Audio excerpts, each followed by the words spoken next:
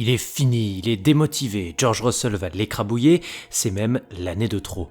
Voilà ce qu'on peut lire et entendre de la part d'un nombre croissant d'observateurs de la F1, professionnels ou non, à propos de Lewis Hamilton depuis le marasme d'Imola. Alors, certains sauteront dans la brèche à pieds joints en décrétant que la méforme actuelle du champion britannique n'est que le reflet du niveau intrinsèque de ce dernier. Et d'autres n'auront de cesse que de venir à la rescousse de leur héros, estimant que Lewis n'a pas dit son dernier mot.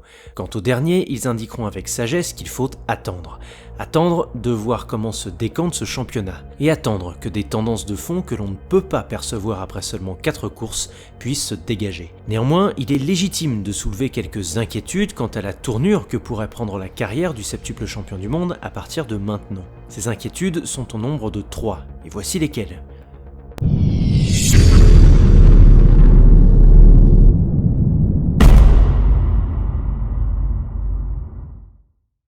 Alors pour étudier le cas Hamilton rationnellement, il faut commencer par dissocier les faits et leur contexte. Si l'on s'en tient aux faits seuls, eh bien contrairement au discours ambiant, j'estime que le catastrophisme à l'égard de Lewis est grandement exagéré et ce, pour une raison toute bête. Nous n'en sommes qu'à l'aube de la 5e course d'une saison qui en comporte 23. Alors certes, le début du championnat de Lewis n'est pas brillant, et le week-end à Imola, ponctué par une P13 régulière, le symbolise plutôt bien. Mais il me semble que le procès attenté au septuple champion du monde est en partie injuste à la lumière de cette simple manche.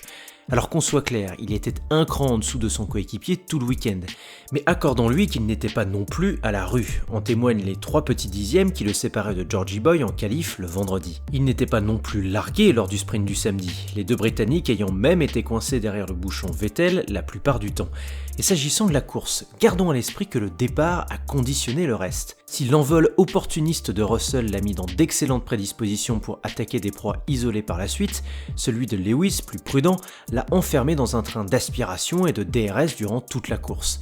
Un train de 3 à 6 voitures tant inextricable que vous ne m'enlèverez pas de l'esprit que Russell lui-même n'aurait sans doute pas fait beaucoup mieux à la place de son équipier. Maintenant, si l'on regarde les faits avec du recul, on constate 2 choses. D'une part, que Hamilton n'a pas été très chanceux stratégiquement le dimanche, que ce soit à Jeddah ou à Melbourne, où il se fait piéger à chaque fois par les safety cars. Et d'autre part, car il faut rappeler qu'un Lewis Hamilton transcendant de la première à la dernière course d'un championnat relève plus de l'exception que de la règle. Et pour vous en convaincre, il suffit de visionner ou revisionner certaines courses des 5 dernières années ayant eu lieu en première partie de saison et dans lesquelles le champion britannique était tout simplement à côté de la plaque. Russie 2017, Monaco 2017, Chine 2018, Canada 2018, Émilie-Romagne 2021 et Monaco 2021. Si ces courses ne vous disent rien, eh bien les tabloïds et observateurs de tout poil s'en souviennent au contraire comme étant à chaque fois des soi-disant marqueurs de déclin ou de démotivation. Sauf qu'on connaît la suite. La réalité, c'est que Lewis Hamilton est un pilote qui monte en puissance et qui a besoin d'un certain temps pour comprendre tous les tenants et aboutissants de sa monoplace avant d'être tout bonnement imbattable. Donc dans les faits, rien de nouveau sous le soleil en 2022. Sauf que si les faits sont les mêmes, le contexte lui a radicalement changé. Et c'est donc à 3 titres que sans pour autant enterrer le personnage, on peut légitimement s'inquiéter pour lui. La première source d'inquiétude inédite, comme le nez au milieu de la figure, est la méforme actuelle de l'équipe.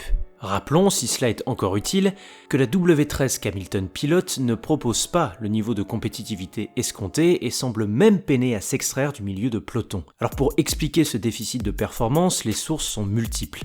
Un marsouinage excessif, non compris par les ingénieurs et qui empêche Mercedes d'exploiter et de développer l'aéro de leur monoplace. Une incapacité régulière à faire fonctionner les pneumatiques Pirelli dans leur bonne fenêtre de température. Un léger déficit de la performance moteur et une incorporation difficile du nouveau carburant E10 et surtout une philosophie aéro générale qui, caractérisée par ces fameux pontons invisibles, ne semble pas fonctionner. Et la conséquence de ces carences sur la piste se font implacables. La W13 accuse un retard moyen de plus d'1 seconde sur Ferrari et Red Bull après seulement 4 courses. Soudain, les rares contre-performances de Lewis Hamilton se font plus visibles et ne peuvent plus être compensées par une monoplace au-dessus du lot. Dans ce contexte, et par effet de vase communicant, c'est l'ensemble de l'équipe dans laquelle Lewis puissant qui semble amorcer une démobilisation manifeste. En témoignent des pitstops manqués et de fortes tensions en interne que l'on a pu déceler entre Toto Wolff et son champion à Imola. Donc la présente équipe et la présente monoplace ne semblent pas permettre en l'état à son champion d'aller chercher le fameux 8e titre qui le propulserait seul sur le toit du monde de la Formule 1. Mais ce n'est pas tout, car en interne, on ne sait toujours pas si la W13 est un lion à dompter ou un vilain petit canard profondément mal né. Alors conserveront-ils la foi en la radicalité de leur concept aérodynamique en espérant que celle-ci finisse par donner à leurs pilotes la monture qu'ils méritent dès cette année ou l'année prochaine? Ou changeront-ils de philosophie en revenant par exemple à des pontons plus conventionnels?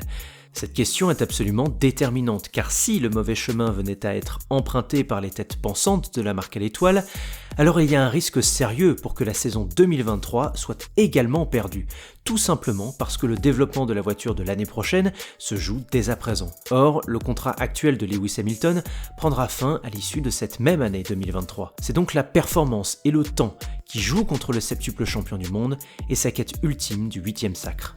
Si ce mauvais scénario venait à se confirmer, alors une deuxième inquiétude pourrait en découler, celle de la motivation, ou en l'occurrence du manque de motivation. Et là, nous allons être obligés de parler de la question qui fâche, à savoir celle de l'âge. Lewis Hamilton a aujourd'hui 37 ans et à la fin de son contrat actuel, il frôlera les 39. Et on sait que cette tranche d'âge marque pour bon nombre de pilotes contemporains le début d'un déclin sportif naturel auquel même les plus grands champions n'échappent pas. Mais dans le cas de Hamilton, la problématique de l'âge va bien au-delà et doit être mise en corrélation avec ses années de domination sur l'écosystème de la Formule 1.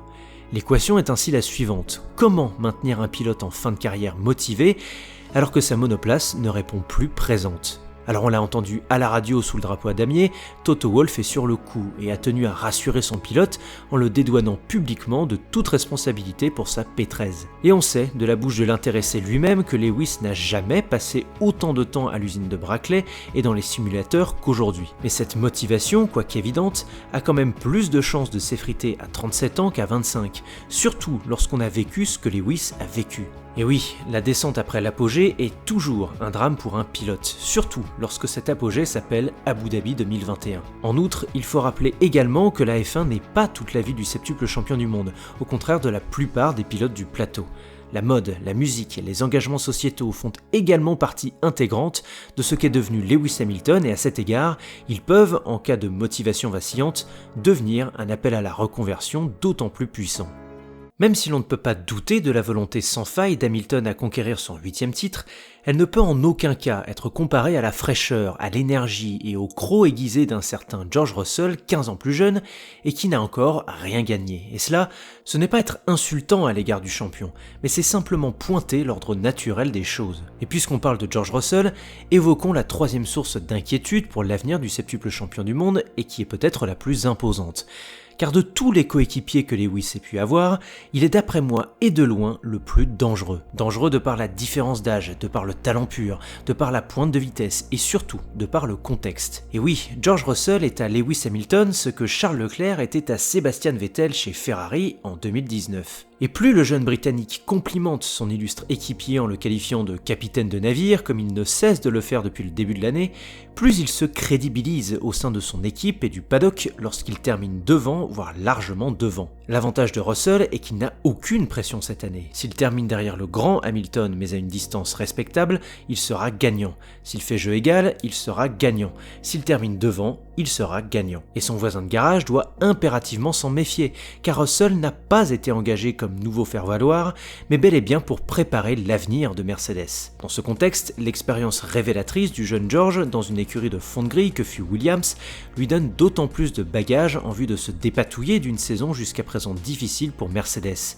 Et on le voit déjà, Russell répète à la lettre ses exploits de ces 2 dernières années en transcendant sa W13 et en dynamitant le peloton, chose que son équipier peine à faire pour le moment. Non pas parce qu'il n'en est pas capable, il l'a déjà prouvé avec la McLaren de 2009, mais tout simplement parce que sa carrière ne l'a pas habitué à cela. Et si on se met un instant dans la tête de Lewis, après tant d'années passées au sommet, il est humain de penser ne serait-ce qu'une fraction de seconde que la performance vous est due, avant de vous réveiller en sursaut. George Russell, grâce à son expérience durement acquise dans l'enfer du peloton, ne croit pas un seul instant à ses chimères, et continuera de piloter comme il l'a toujours fait, profitant peut-être des tâtonnements de son aîné en début de saison. Lewis devra donc s'en rappeler et garder à l'esprit qu'en Formule 1, les obédiences peuvent changer vite, très vite. Le nouveau chapitre de la carrière de Lewis Hamilton semble ainsi être le dernier et le plus imposant, pour la simple et bonne raison que le contexte dans lequel il évolue n'a jamais été aussi contraignant. Une monoplace peu en verve, un âge avancé, un contrat qui expire et un équipier dont les dents rayent le parquet. Mais ce qui est sûr, c'est que de voir un immense champion évoluer dans de telles tempêtes alors qu'il n'a plus grand chose à prouver sera fascinant et constituera l'un des points d'interrogation majeurs de cette saison 2022. Alors rendez-vous à Miami pour un début de réponse. Alors, on en pense quoi de la situation de Lewis Hamilton ? J'attends vos réactions en commentaire de ce podcast et j'en profite pour vous remercier infiniment pour les 25 000 abonnés que j'ai eu la joie d'atteindre il y a peu. Pour ceux qui ne sont pas abonnés, n'hésitez pas à appuyer sur le petit bouton rouge et d'activer la petite cloche. À la semaine prochaine pour de nouvelles aventures. Allez, ciao !